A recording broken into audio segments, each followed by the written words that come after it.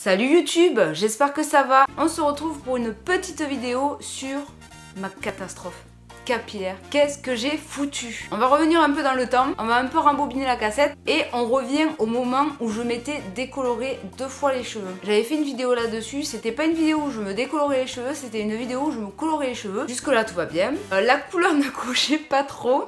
D'où les résultats un peu foireux. Et jusque là ça va. Je les nourrissais, compagnie, voilà. J'ai eu l'idée de vouloir redevenir brune.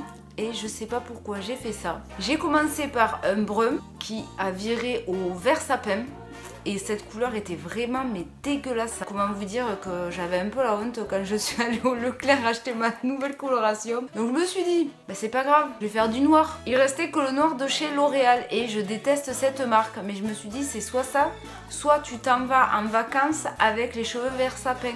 Du coup, je commence à faire ma coloration. Donc je fais ma coloration, je rince, je commence à coiffer et là je perds mes plein de cheveux. Et je me suis dit, oh putain, qu'est-ce que c'est cette merde, je vais me retrouver chauve. Et j'en perds au bout d'un moment. Ça s'arrête, heureusement. Mais là, j'avais les cheveux mais noirs dégueulasses. Vous voyez les trucs coloristas là? Non mais plus jamais, c'est vraiment de la merde déjà. Petit fait honteux, ça m'a coloré.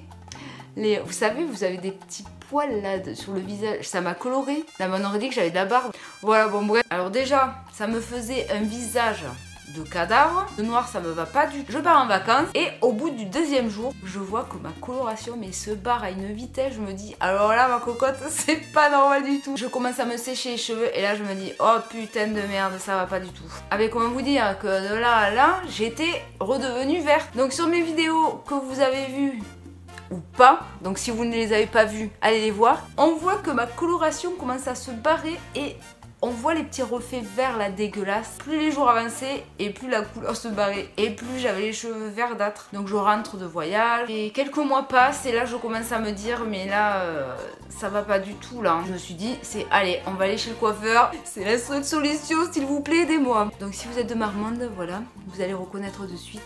Et elle m'a dit mais qu'est-ce que c'est que ce truc? Donc je lui explique l'historique de la chose. Et le lendemain, je m'y rends et elle m'a carrément sauvé les cheveux. Donc je vous insérerai une photo. Mais elle m'a carrément sauvé les cheveux. Mais là, c'est pas fini. J'étais contente.